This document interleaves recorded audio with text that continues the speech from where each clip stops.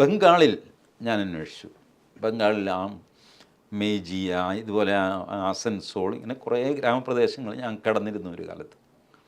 ഞാനപ്പോൾ പഴയ പരിചയമൊക്കെ പൊടുതട്ടിയെടുത്ത് മോഹൻദാസ് ജി കിധർ ഹേ എന്നൊക്കെ പറഞ്ഞ് ഞാൻ പറഞ്ഞു, എന്താണ് സംഭവിച്ചത്? അവർ പറഞ്ഞു, കോംപ്ലസൻസി വലുതായിട്ട് ബംഗാളിലുണ്ടായില്ല, പക്ഷേ പ്രവർത്തന സ്വാതന്ത്ര്യം ഉണ്ടായില്ല. എന്തിനിറങ്ങിക്കഴിഞ്ഞാലും അടി കിട്ടും. അതെ, TMC ഗുണ്ടകൾ, അതായത് CPM-ൻ്റെ കയ്യിലുണ്ടായിരുന്ന ഗുണ്ടകൾ അതേപോലെ മമതയുടെ കയ്യിൽ പോയി.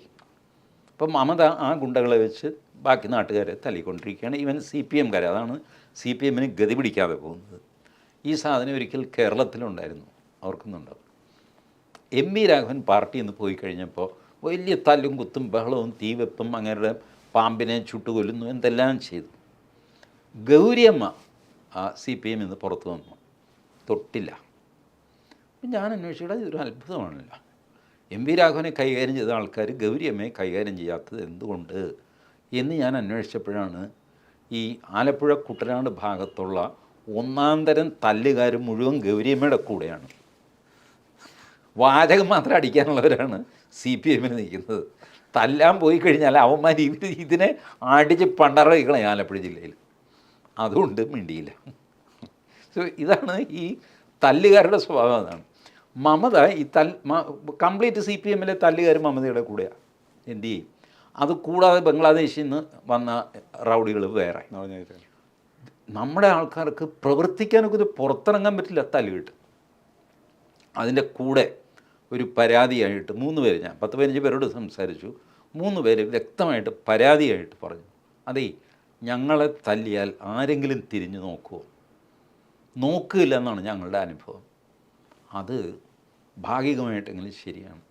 ബംഗാളിൽ ഇത്രയധികം ഹിന്ദുക്കളെ ഉപദ്രവിക്കുന്നു, ബലാത്സംഗം ചെയ്യുന്നു, സന്ദേശകാലി പ്രശ്നം, അത് ഇതൊക്കെ കേന്ദ്രം വേണ്ട രീതിയിൽ ഇടപെട്ടോ? ഇതവർ പോയിന്റ് ബ്ലാങ്ക്, എനിക്ക് എൻ്റെ സുഹൃത്തുക്കളും കൂടെയാണ് അവരെന്നോട് പറയും, മോഹൻദാസ് നെഞ്ചത്ത് കൈവച്ച് പറ, മോഹൻദാസ് തെക്കേ അറ്റത്തെ മൂലയ്ക്ക് കിടക്കുന്ന ആളല്ലേ, ഇതൊന്നും. എന്നാലും മാർക്സിസ്റ്റ് പാർട്ടിയുടെ ഭീകരത അറിയാമല്ലോ. അതേ ഭീകരത TMC ഞങ്ങളോട് നടത്തുന്നു, ചോദിക്കാൻ ആരുമില്ല. ഞാനപ്പോൾ കുഴപ്പത്തിലായി.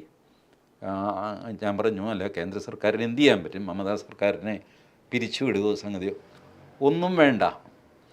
TMC-കാരെ ഡൽഹിയിൽ കാലുകുത്താൻ സമ്മതിക്കില്ല എന്ന് പറയുക. എന്ന് അമിത്ഷായുടെ ഹെലികോപ്റ്റർ പറന്നിറങ്ങാൻ സമ്മതിക്കില്ല എന്ന് മമത പറഞ്ഞോ, അന്ന് തിരിച്ച് BJP പറയണമായിരുന്നു, if this is you will not permit this, ഒരൊറ്റ TMC-കാരൻ ബംഗാളിന് പുറത്തേക്ക് ഇറങ്ങില്ല, ഇറങ്ങിയാൽ കാല് ഞങ്ങൾ വെട്ടിക്കളയും എന്ന് പറഞ്ഞിരുന്നെങ്കിൽ മമതയ്ക്കും മനസ്സിലായതിനെ. ആ ഭാഷയെ അവർക്ക് മനസ്സിലാവുള്ളൂ. ശരിയാണ്. കാരണം കേരളത്തിൽ ഒരു കാലത്ത് CPM RSS അല്ലെങ്കിൽ BJP സംഘർഷം ഇങ്ങനെ മൂത്ത് വന്നു കഴിഞ്ഞപ്പോൾ മധ്യപ്രദേശിലെ CPM-കാരനിട്ട് 4 അടിയും കൊടുത്തു. മധ്യപ്രദേശിലെ CPM ഓഫീസിൽ കയറി ചെന്നിട്ട് 4 അടിയും കൊടുത്തു. ഡൽഹിയിൽ ഇവരുടെ AKG ഭവനോ മറ്റോ ഇല്ലേ, സീതാറാം യെച്ചൂരിയൊക്കെ ഇരിക്കുന്നത്, അവിടത്തേക്കൊരു മാർച്ച്. അക്രമമൊന്നും ഉണ്ടായില്ല. ABVP-യുടെ ഒരു മാർച്ച്. സ്വിച്ചിട്ട പോലെ ഇവിടുത്തെ ആക്രമണം നിന്നു. കാരണം BJP തുപ്പിയാൽ മുങ്ങിപ്പോകുന്ന CPM-കാരേ ഉള്ളൂ കേരളത്തിന് പുറത്ത്. തുപ്പിയാൽ മതി, വെള്ളമൊന്നും ഒഴിക്കണ്ട. അപ്പോൾ എന്തുകൊണ്ട് ആ കാർഡ് പ്രയോഗിച്ചില്ല എന്നാണ് ബംഗാളികളുടെ ചോദ്യം. എനിക്ക് മറുപടി ഇല്ലാതെ പോയി. പറഞ്ഞു, ഞങ്ങൾക്ക് പുറത്തിറങ്ങണ്ടേ, സ്ലിപ്പ് കൊടുക്കണ്ടേ, നോട്ടീസ് കൊടുക്കണ്ടേ, ഒന്നും ചെയ്യാൻ പറ്റുന്നില്ല. എന്നിട്ടും 12 സീറ്റ് മാത്രമല്ല, ഇത് BJP-ക്ക് വോട്ട് ചെയ്തവനെ സംശയം തോന്നിയിട്ട് തല്ലും. തെരഞ്ഞെടുപ്പ് കഴിയുമ്പോൾ തല്ല് കിട്ടും, തെരഞ്ഞെടുപ്പിന് മുമ്പുള്ള തല്ല് വേറെ. എന്നിട്ടാണ് ഈ സീറ്റിൽ നിന്നത്. ഇനി ഇതുക്കുള്ളിൽ ഞങ്ങൾ എന്ത് ചെയ്യണം എന്നാണ് അവർ ചോദിക്കുന്നത്. ഈ 2 പ്രശ്നങ്ങൾ UP-യിലും സംഭവിച്ചു, ബംഗാളിലും സംഭവിച്ചു.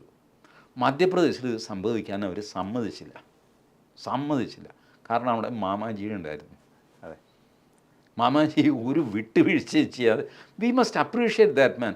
ഈ തെരഞ്ഞെടുപ്പിൽ സർവ്വസമ്മതനായ ഒരു BJP-കാരൻ ആരാണെന്ന് ചോദിച്ചു കഴിഞ്ഞാൽ ശിവരാജ് സിംഗ് ചൗഹാനാണ്.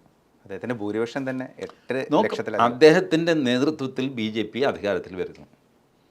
വേറൊരു ചെറുപ്പക്കാരനെ മുഖ്യമന്ത്രിയാക്കുന്നു. സാധാരണഗതിയിൽ എത്ര പക്വതയുള്ള ഏത് സന്യാസിയാണെങ്കിൽ പോലും ഒന്ന് പതറിപ്പോകുന്നതാണ് ആ സമയത്ത്. ഒരക്ഷരം വേണ്ടിയില്ല. അദ്ദേഹത്തിൻ്റെ ശിഷ്യനായിരുന്നു മോഹൻ യാദവ്. ഒരു അൺപ്ലസൻറ്റ് ഇതും ഉണ്ടായില്ല, ഒരു സംസാരവും ഉണ്ടായില്ല. ശിഷ്യനൊക്കെയാണ്, ശിഷ്യൻ നമ്മുടെ കസേരയിൽ കയറിയിരിക്കുമ്പോഴാണ് നമ്മുടെ തനി സ്വഭാവം പുറത്തു വരുന്നത്. അതെ, അതുവരെ അവൻ ശിഷ്യനാണ്, മിടുക്കനാണ് കേട്ടോ എന്നൊക്കെ പറയും. ഇത് നമ്മുടെ കസേരയിൽ ഇരിക്കുന്നു പറയുമ്പോൾ പോയി പണി നോക്കാൻ പറയും. ഇത് ചെയ്തില്ല ശിവരാജ് സിംഗ്. അതുകൊണ്ട് 8.25 ലക്ഷം വോട്ടാണ് അദ്ദേഹത്തിൻ്റെ ഭൂരിപക്ഷം.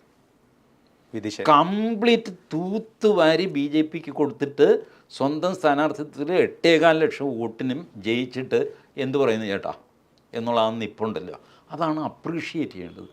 ഇന്ന് ഇന്ത്യൻ പൊളിറ്റിക്സിൽ ഒരു ഹീറോ ആരാണെന്ന് ചോദിച്ചു കഴിഞ്ഞാൽ ശിവരാജ് സിംഗ് ചൗഹാനാണെന്ന് ഞാൻ പറയും. He deserves that. അതെ, ഇത്ര സമർത്ഥനായ മനുഷ്യൻ. അതേസമയം ഒരു 3 വർഷം മുമ്പ് അദ്ദേഹം കേരളത്തിൽ വന്നു, ആരും അറിഞ്ഞില്ല. കുമരകത്തോ മറ്റോ ഒരു റിസോർട്ടിൽ കുടുംബസമേതം വന്ന് താമസിച്ചിട്ട് 2 ദിവസം താമസിച്ചിട്ട് തിരിച്ചുപോയി. എങ്ങനെയോ മനോരമക്കാരോ ആരോ അറിഞ്ഞിട്ട് അവിടെ പോയിട്ട് കഷ്ടിച്ചൊരു വിഷ്വൽ അവർക്ക് കിട്ടി. ഇൻ്റർവ്യൂ സംഗതി ഒന്നുമില്ല. വളരെ ലോക്കി ആയിട്ട് വന്ന് വിശ്രമിച്ചു, തിരിച്ചുപോയി. That is Shivraj Singh Chauhan.